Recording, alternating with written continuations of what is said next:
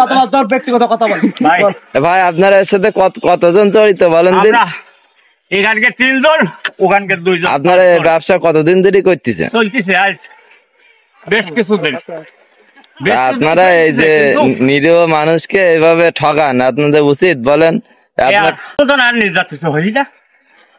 এখন একটা কথা বলি, যারা আমরা বিদেশে লোক তুলি তাদের উদ্দেশ্যে বলি, এরকম দালাল হাজার হাজার বাংলাদেশে মধ্যবিত্ত ফ্যামিলির ছেলেবেলে নিয়ে যে 5 লাখ 6 লাখ টাকা কিনে কোনো কাজ দেয় না এবং সাপ্লাই কোম্পানিতে বেঁচে দেয়। 2023 সালে যে লোক নিয়ে গেছে, এই লোক অধিকাংশ লোক এখনো পর্যন্ত বসি।